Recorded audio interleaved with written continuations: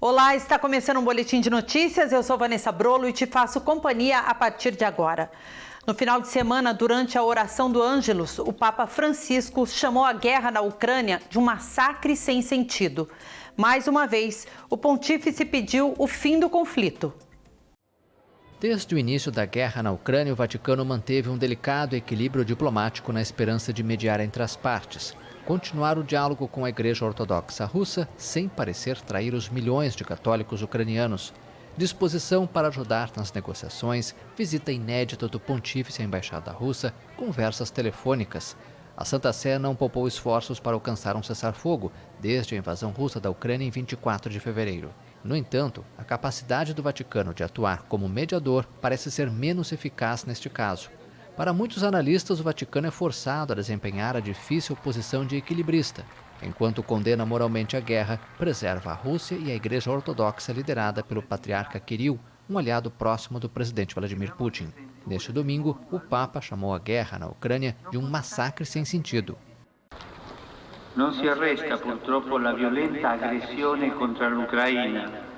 Infelizmente, a agressão violenta contra a Ucrânia continua, um massacre sem sentido, onde massacres e atrocidades se repetem todos os dias. Não há justificativa para isso. Peço a todos os atores da comunidade internacional que se comprometam verdadeiramente a acabar com essa repugnante guerra. Attori da comunidade internacional perché si impegnino davvero nel far cessare questa guerra ripugnante. No sábado, o Papa promulgou uma nova Constituição que reestrutura o órgão de governo do Vaticano.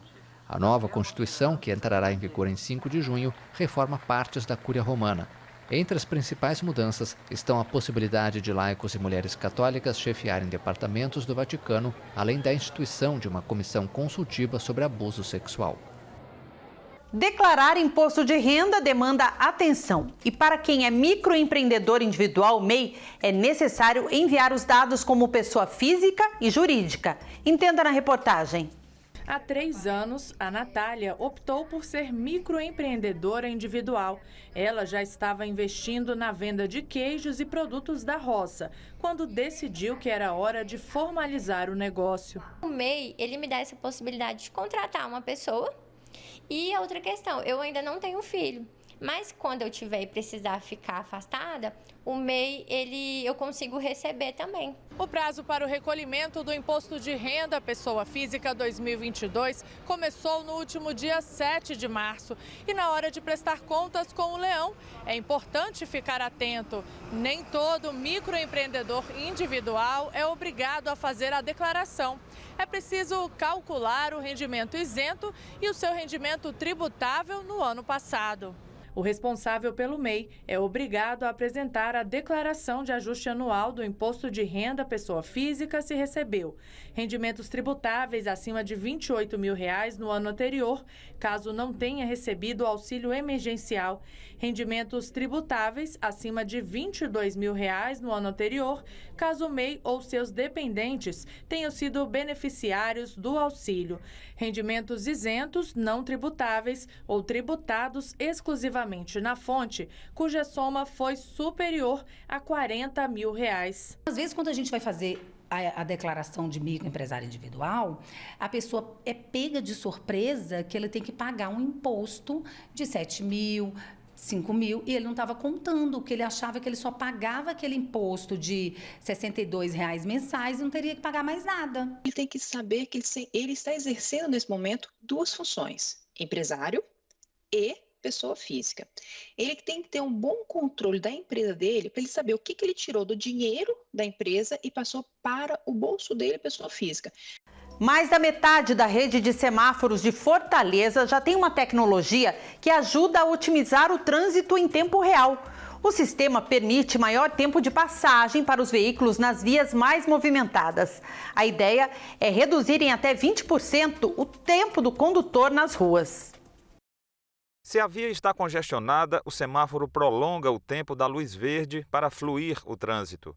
É assim que o sistema de controle de tráfego vem otimizando o grande movimento de veículos na cidade. A AMC tem investido em semáforos inteligentes, controlados em tempo real. Que compõe, digamos, a equação para o funcionamento desses equipamentos é a coleta de informações, né, a contagem dos veículos na rua. Essa contagem ela chega até a central e após chegar à central existe todo um algoritmo, um sistema que faz toda essa modelagem, né, dos cálculos dos tempos de verde do semáforo, o instante de abertura entre um semáforo e outro e o ciclo. E aí ele ajusta o tempo em uma fração de menos de um segundo. Tudo isso é feito, né, com base em um modelo que busca reduzir o tempo de viagem, né, o tempo de atraso, digamos, dos condutores e o número de paradas deles nas ruas no semáforo. As vias de maior fluxo são priorizadas com maior tempo de verde para elas. Longos corredores como Antônio Salles, Pontes Vieira, Domingos Olímpio e outros operam nesse novo sistema. Mais da metade da rede de semáforos de Fortaleza otimiza o trânsito em tempo real. Sistema também utilizado por outras grandes capitais mundiais. Os grandes corredores como 3 de Maio, Vigílio Távora, a própria Bezerra de Menezes foram sendo implantadas ao longo do tempo. E recentemente, por exemplo, o bairro da Messejana recebeu esse tipo de sistema. Então a gente tem sempre observado que nos locais onde a gente tem uma grande dinâmica no fluxo, né, de pessoas, no fluxo de veículos que circulam na região, a gente precisa implantar o sistema porque ele adapta melhor, né, ele ajusta melhor os tempos. Outra vantagem do novo sistema é a preparação para corrigir falhas. Com a queda de energia, por exemplo, os semáforos estão preparados para permanecer funcionando até 3 horas depois do problema. Está melhorando, né, o fluxo, porque é muito engarrafamento, né? Valorizar a história de Minas Gerais passa pela preservação de seu patrimônio. E é por isso que o projeto Restaura Minas está destinando cerca de 118 milhões de reais às cidades mineiras. A gente caminha por Minas Gerais e encontra pelas ruas o aconchego que atrai turistas de vários estados. Casarões centenários e igrejas são os principais cenários e quem olha de fora não tem ideia do custo de manutenção dessas construções que guardam a nossa mineiridade. O estado tem cerca de 6 mil imóveis e locais públicos e privados reconhecidos com bens materiais e imateriais. 149 foram tombados pelo IEFA, entre eles 11 núcleos históricos e 23 conjuntos paisagísticos. Para manter isso preservado, o projeto Restaura Minas destina 118 milhões de reais que vão ajudar em obras para a recuperação e preservação desses locais. Desse valor, 36 milhões de reais são para projetos de contenção de encostas em Ouro Preto. Os outros 82 milhões serão destinados a editais de financiamento em várias cidades do interior. Proteger o nosso patrimônio histórico significa proteger a mineiridade na sua essência e na sua forma mais profunda e senha do futuro.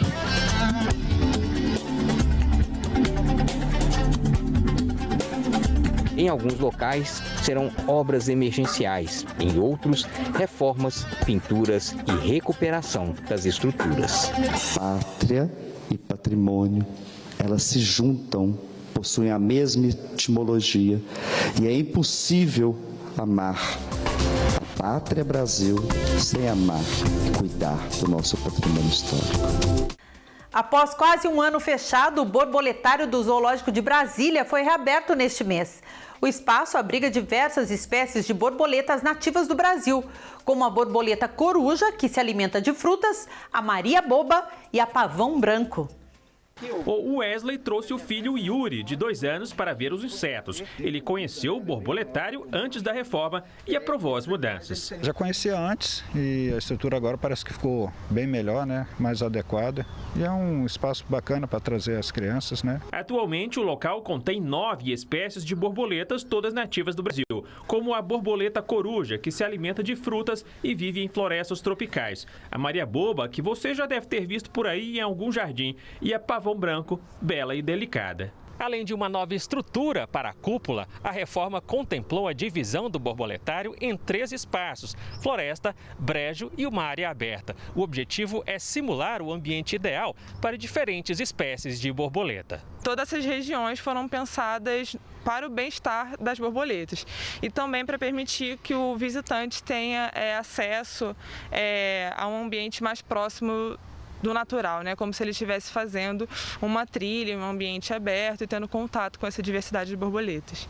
O borboletário fica perto da administração do zoo e tem cerca de 270 metros quadrados. Ainda conta com um artropodário, onde é possível ver as formigas saúvas e as aranhas caranguejeiras. A visitação é guiada e dura 15 minutos. São permitidos grupos de até 10 pessoas por vez. Aqui é um ótimo lugar para observar e fazer fotografia das borboletas.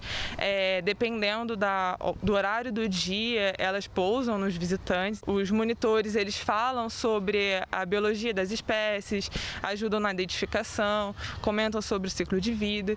Então é bem interessante para quem busca ter um contato um pouco mais natural, né, com essa diversidade, com esse grupo de artrópodes e também um pouco mais de conhecimento. O Boletim de Notícias está terminando, mas você continua com a nossa programação. Até a próxima!